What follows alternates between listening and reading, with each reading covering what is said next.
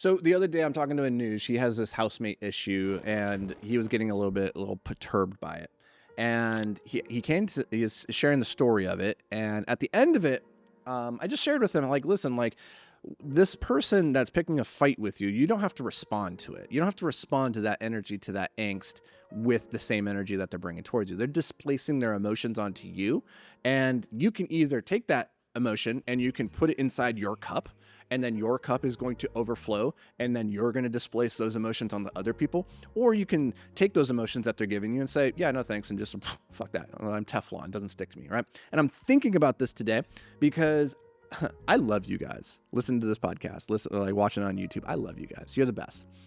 But every now and then we get some trolls. We get some, not trolls, we get well-meaning people in the comments that say things that irk me.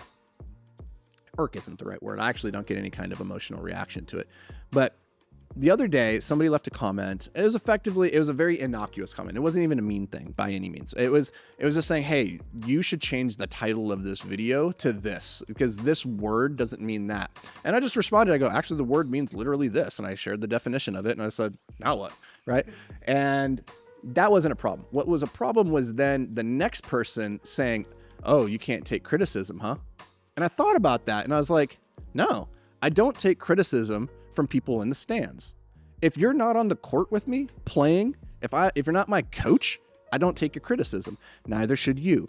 And this was very interesting to me because it gave me a glimpse into this person's psychology, which is that they believe that you should be an open vessel to receive criticism or feedback from any place in which it comes. And that tells me a lot about that person's perspective of the world and probably how emotionally unequal they are throughout their lives. Because if you open yourself up and your default stance is just to accept people's criticisms of you, and his feedback was to say, you should just say, okay, thanks. Right? If that's your position, then you are going to become the amalgamation and the result of all the different displaced emotions other people are trying to put onto you. And I don't buy into that.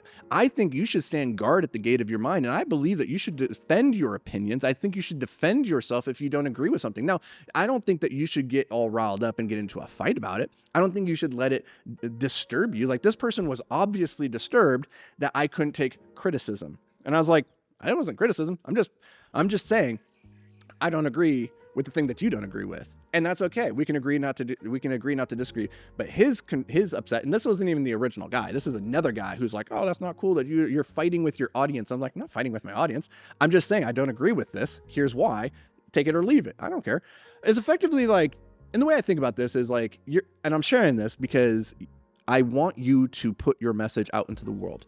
As an entrepreneur, I believe you are a world changer, that you are the person that is capable most of making a valuable improvement to civilization.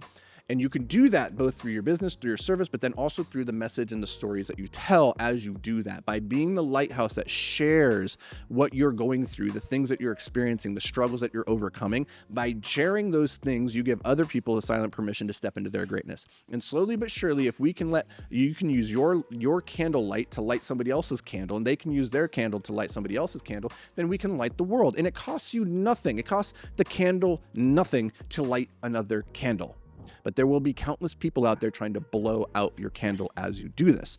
And I think about this because I want you to go share your message, and I want to prepare you that there will be these instances as you find success and your message gets more traction. As you find the people who resonate more and more with you, you will find also the people who do not resonate with you.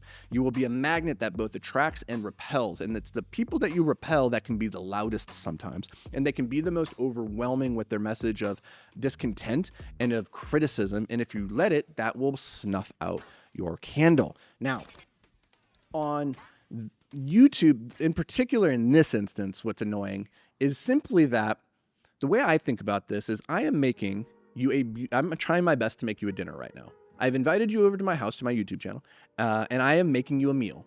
And I hope that you love this meal. Come on over to my house. I'm going to make you a nice, delicious meal. You come over to my house and I serve you chicken and green beans, and you look at me and you say, that should be meatloaf. That's effectively what the guy said.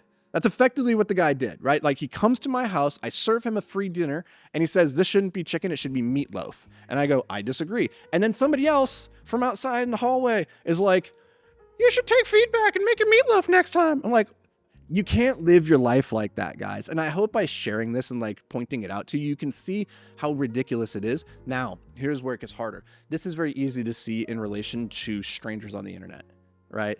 And generally, my thesis is, you know, nobody pays attention when the dog barks at the moon. Everybody pays attention the moment the moon barks back, right? And so you're gonna have people that are nipping at your heels. They're gonna be squawking and barking, and it's up to you to ignore them or engage in a way that makes sense for you, that like maintains your mental calm. That's easy, and it might not seem easy, but I'm telling you, it's easy by comparison to the criticisms you will inevitably face, or the snide comments, the little remarks that you get from your friends and your family, the people who know you best and love you, and they want the best for you, and yet they will say things that will cut the deepest, and they will be the most hurtful. When they say things like, I don't know if you should be talking about that, or who are you to talk about that? I don't know about that last video. You shouldn't have maybe warned that. You shouldn't have said it in this way. That's kind of weird, don't you think? Or like, they will say these well-meaning things through the ostensibly the way they will justify it as feedback, constructive criticism. And it's not. Criticism, for it to be useful, has to be from somebody whose criticism is worth receiving. And so you have to ask yourself whose criticism is worth receiving. And in my book, it's either somebody on the court or it's my coach. It's not somebody standing in the sidelines. And so I don't care what my dad says. I love him. He loves me. I know he wants the best for me. He's not my coach and he's not on the court. And I'm psyched that he's in the stands and he's cheering, and I appreciate the cheering. But as soon as he boos, I don't give it a moment's notice. Because here's the most important thing. Boos don't block dunks. So go do you. That's all I got.